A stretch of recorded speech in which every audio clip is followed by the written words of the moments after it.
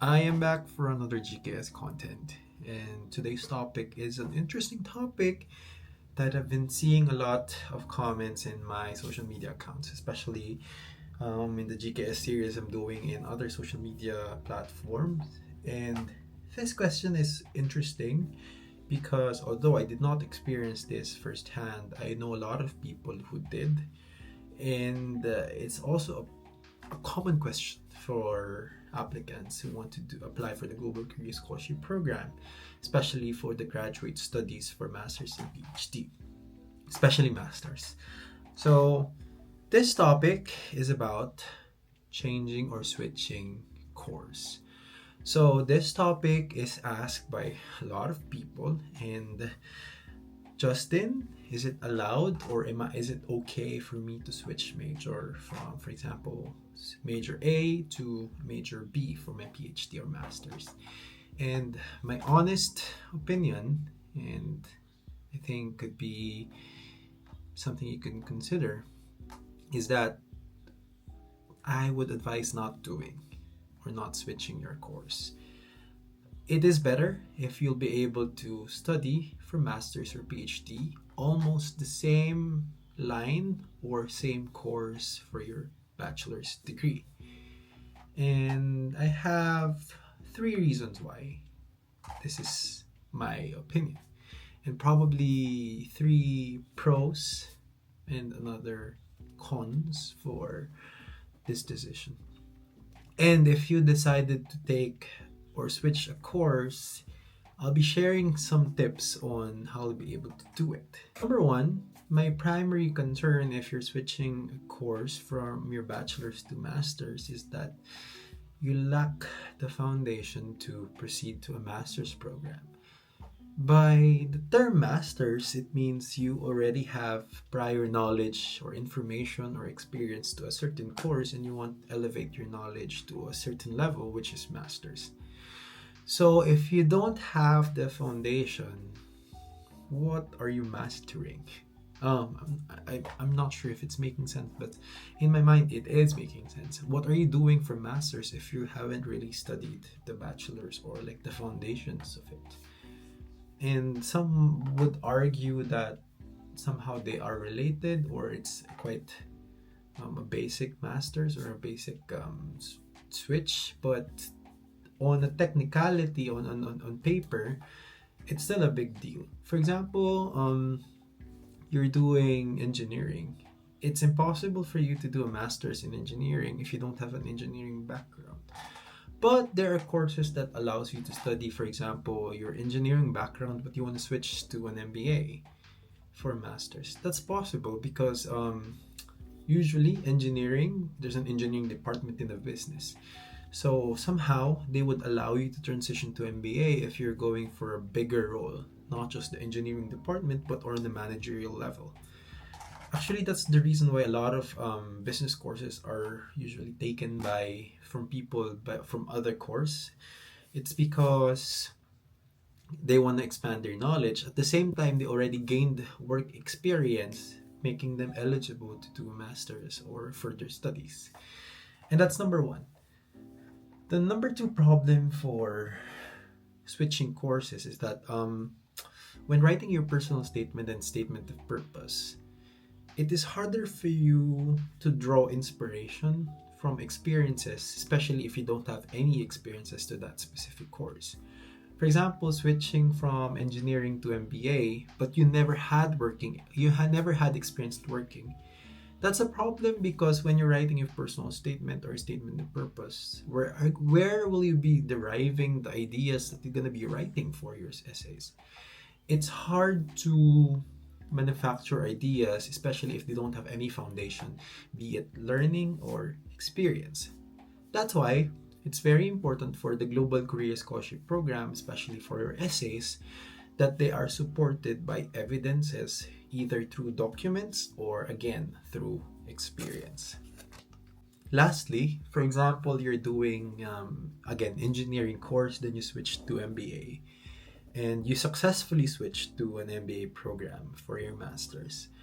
I find it quite impossible or almost nearly impossible for you to switch back to PhD in engineering if you want to do so, because it's on a different line already. And that's my third issue with switching courses.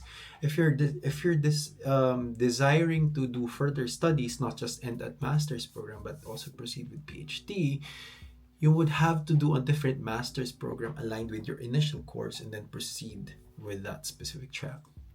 To simply explain this, for example, your bachelor's is engineering, you switch to MBA for master's, you would want to have master's in engineering first before proceeding to PhD in engineering. It is because PhD is quite a big deal when it comes to research, thesis, output, laboratory, especially here in South Korea. But having master's in MBA will not be able to provide you the opportunity to go to laboratory and do PhD programs for engineering. And that's one thing that you have to take care of. I mean, that's extra money and time on top of what you spent time and money for your MBA. That's one thing. But again, education is investment. So doing an MBA gives you an opportunity to rise up in the corporate ladder if you're aiming for that aspect. But like if you're geared towards the academe or more on the research level, sticking to what you studied for bachelor's is the highly appropriate and highly effective way of saving money and time and doing or achieving your goal. And that leads me to, what are the advantages if you switch? Actually, I can only think of one, and that's being able to expand your knowledge base.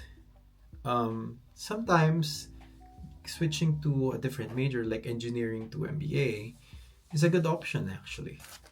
I've mentioned earlier, if you're aiming to rise up to the corporate ladder, doing MBA is an opportunity for you to expand your knowledge and gain more understanding of other facets of the business. And that's actually the only limit I can see when it comes to that's the only advantage I can see currently.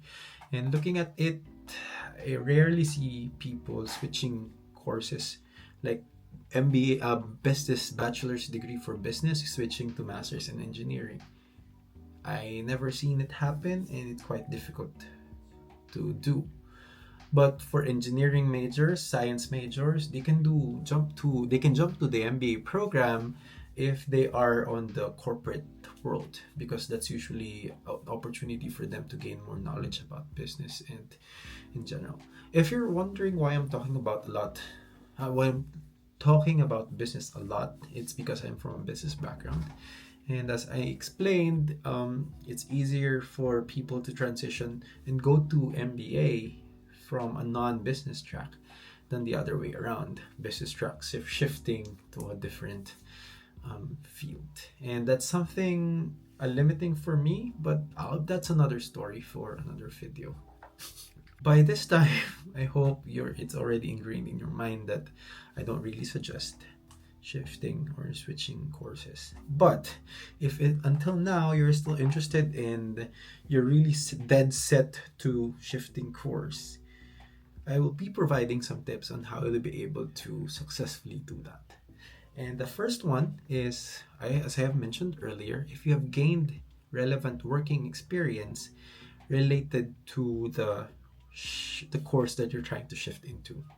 So again, I keep on going back to engineers because I know a lot of engineers who did MBA, but that's a common storyline. But for them, they already worked in a corporate world or engineering firm or construction firm, but they want to expand their knowledge on the business side, managing the business side. So they opt to study MBA just to expand their knowledge. They already have the technical skills, now they want to do the managerial skills, the business side of things. And that's an opportunity for them. But they do it because they already gained the work experience. And that's how you'll be able to shift successfully. If you have working experience that could support the shift, of course. The working experience provides you relevant storyline. When it's got, for example, you want to apply for the Global Career Scholarship Program for a shifted course, If you have the work experience or you have been doing this activity for a long period of time and you can apply that to the new major or the new course, then that's the best way to do it. And if you really are dead set on shifting to that specific course, I highly suggest taking advanced courses or online courses related to that specific course. That is for you to gain initial understanding on what you're trying to study. As mentioned, this is not part of the new course you're trying to shift into, is not the same as to your bachelor's degree. Therefore, it's imperative that you gain understanding about the new course through other means, which is like online classes. I highly suggest taking Coursera courses, even if I have comments about the value of the certificates from Coursera. But for your case, you're still planning to shift. That's the best way to supplement the knowledge gap. And yeah, that's actually a powerful tool for you to do, because again, although these courses are easy to do and the certificates are easy to get, it's more of on the knowledge that you want to build on, and that's very important for the Global Career Scholarship Program and its requirements. Well, switching courses is not the biggest problem for the Global Career Scholarship Program, and I think the biggest challenge for a lot of people is actually choosing the right school and the right course. And in the next video, I'll be sharing more insights regarding these topics, so you have to watch out for that. But for now, I hope you're having a great time and see you in the next video. Bye bye.